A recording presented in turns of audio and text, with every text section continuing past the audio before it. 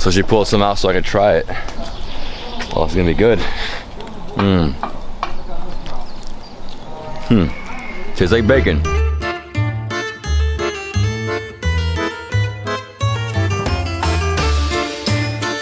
Dobro Haranik, everyone. This is David Hoffman from Davidsbeenhere, coming at you from beautiful Kyiv, Ukraine. Today I'm 1 hour outside of the city at a Cossack Village. If you guys don't know what Cossacks are, those were like cowboys in the 17th century who helped break Ukraine off from Poland.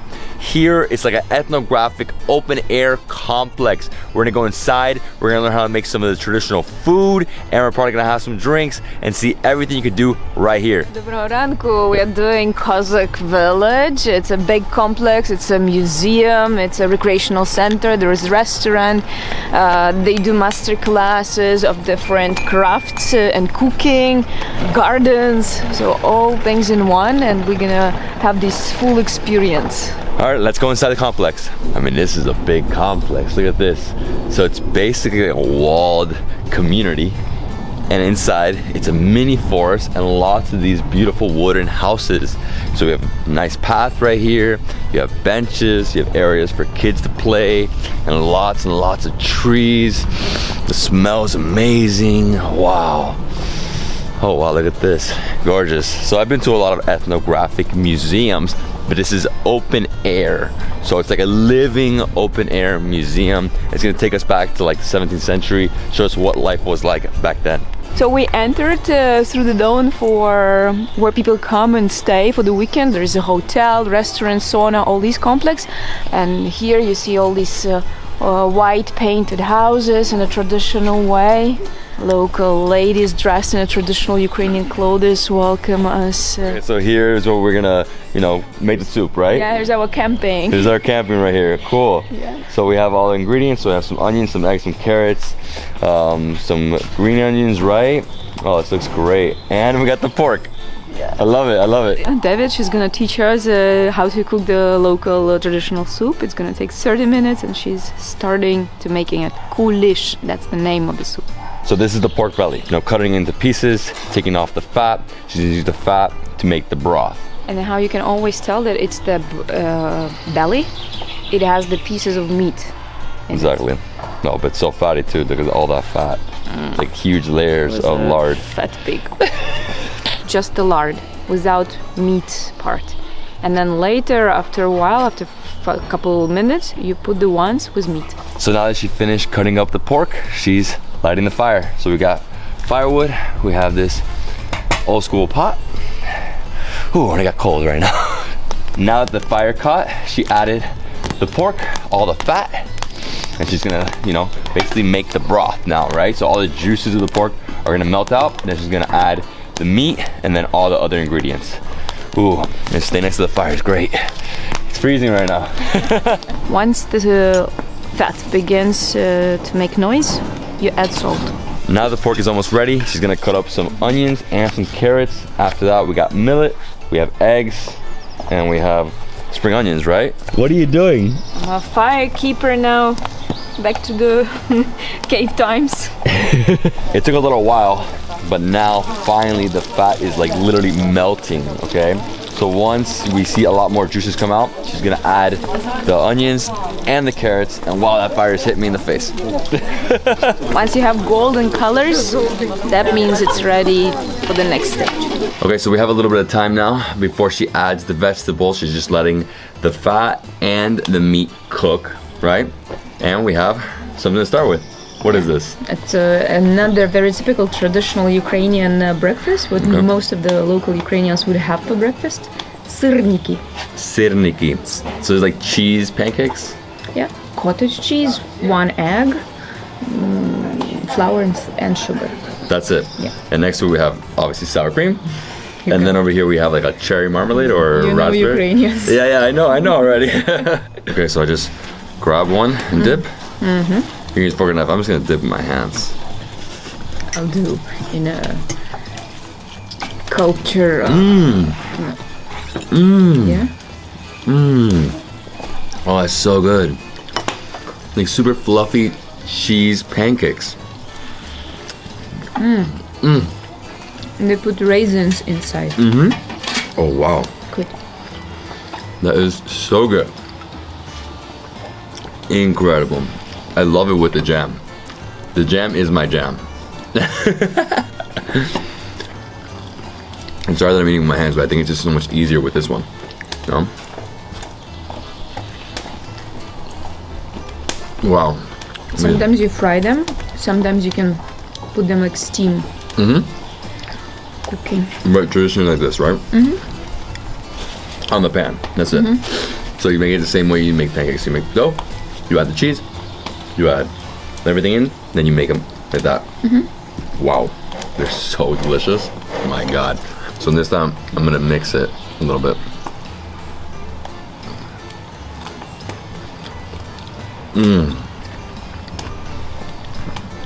The marmalade. Oh man, fluffy pancake.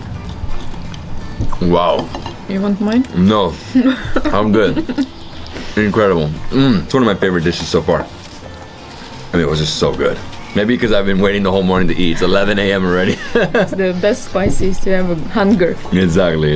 And while we have vegetables on the fire, we're preparing the garnishing that contains garlic. Then you put oil and all the greens, parsley, dill, and the green onion. All together you mix it and then serve together with the ready dish.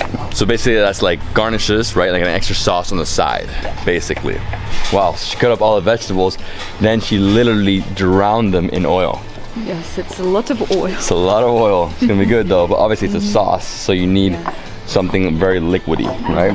And we leave it for a while, so it gives the juice.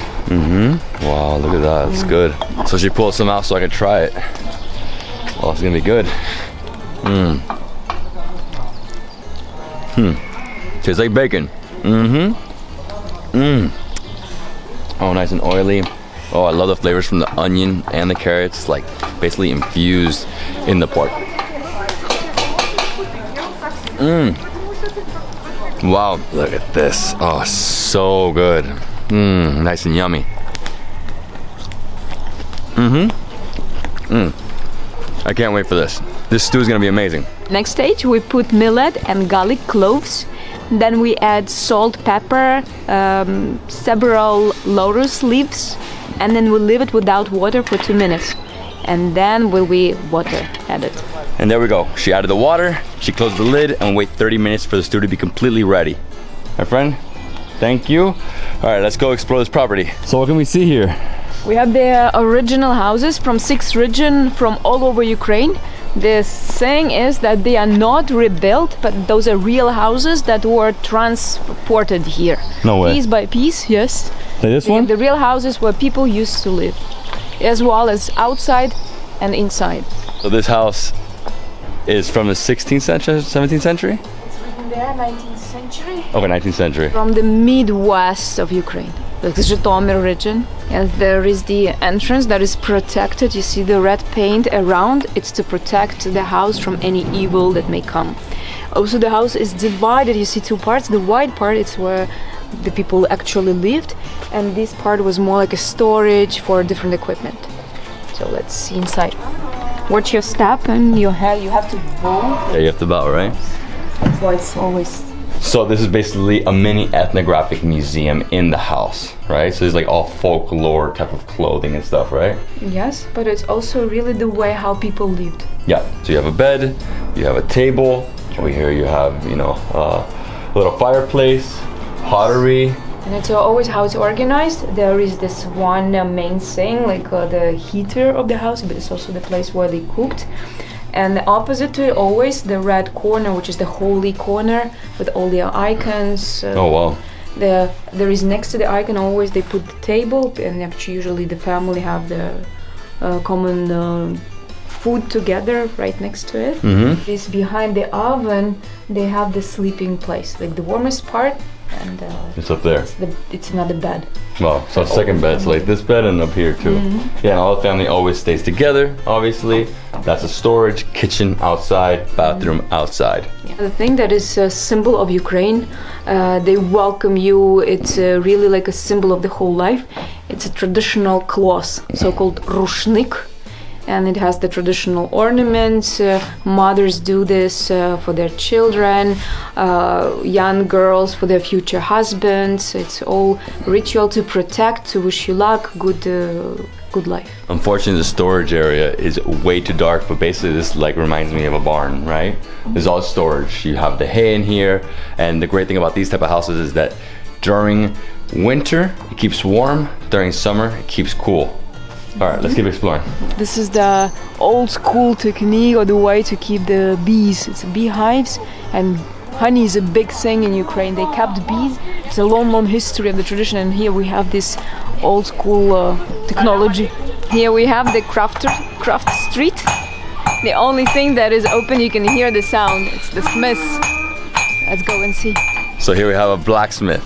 So the blacksmith right now is making a horseshoe, but he also makes other designs. So look at this beautiful fish. So this is like the symbol of Christianity, obviously, in the beginning. And yeah, so you can put this in your house like for protection, right? Oh, this is awesome. I love watching this. It is like going old school here. Wow, that's so hot. So if you want to, you could do a master class. Basically for 150, you can make your own fish. Unfortunately, I don't have time for that, so I'm just gonna buy my fish. Дякую. Да, дякую вам. Знаєш. My friend, you're the man. Awesome. Come visit this guy. You have to come here. Where's he taking us? He's taking us to a music. Козацький цех називається.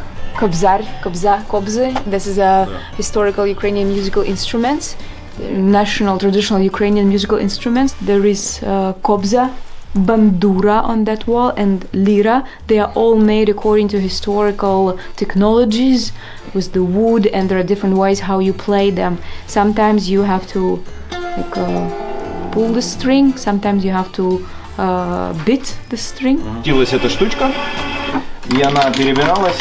That was awesome. I've never seen those instruments before. Obviously, they're only here in the Ukraine, and that last one, the one that makes the most noise, takes 5 years, like letting the wood just basically sit before they'll actually make the instrument. Crazy. I love all the sounds. Awesome. I think, guys, we have to go back. We have to eat right now. The food's gonna be ready. It's the final stage now. Time for eggs. Before we eat the delicious porridge, we're gonna have some salo. So, pork lard again with bread. It was good. A little bit of pepper, right? I have one more. And this is the Kozak Kulesh, which basically means millet in Hungarian, right? I mean, sort of translated, right? And here we go. I'm excited. I love this type of dish. It's gonna be like pasty. You're gonna have the pork in there. You have obviously carrots, you have onions, you have garlic.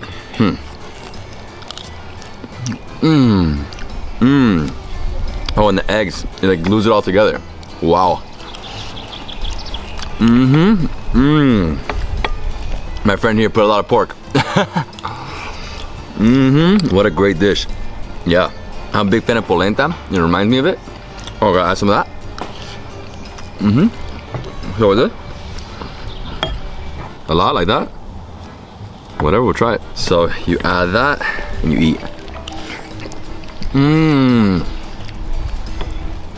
Oh yeah, the greens, the oil, enhances the flavor, right? Oh, incredible. And obviously this is a very like winter dish. You need to fill up in winter, you know, going out to the fields to work, you need this. As a Kozak, you go on war after this. You have you gain the strength. You know, I watched the whole process. I'm gonna enjoy the whole thing. I love the dill and the parsley on top. Garlic as well. Oh wow, wow. My friend, you're too good at this. Such a filling dish though. It's like I filled up so fast. My friend here decided to join me to have some of this delicious millet. Pork, carrots. You're too funny. We also have a cat beneath us trying to get the food, but not my food.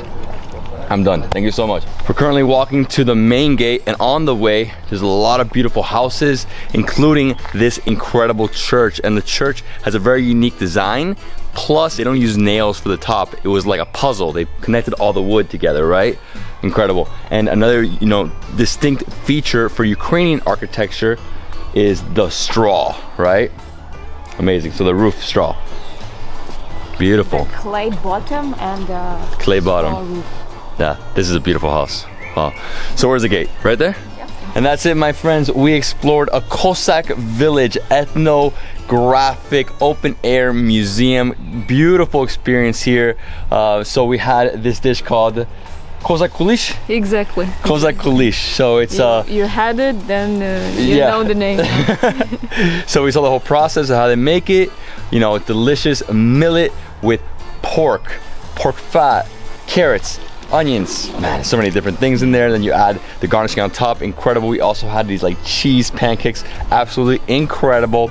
Then we walked around, we saw the houses, saw like the beehives, saw the blacksmith, some of the guitars, and then we came here to the gate. This is the main gate, right? So this is sort of how it was. There's a map right there. And if you want to do this type of experience, you can do it here. It's about $100 US, so 2,500 right? Hryvnia. Sorry, it's a hard currency to say. So it's about $100 US, but you can eat, like a lot of people can eat. You know, I left a lot of that, but obviously the staff's gonna eat that. And complex experience. It's about a 1 hour drive outside of Kiev. Definitely connect with my guide. She will take you here. And yeah, if you love the video, give me a thumbs up. Leave me a comment below. Subscribe to my channel for more awesome travel content. We'll see you in the next travel food adventure somewhere here in Kyiv. Let's go.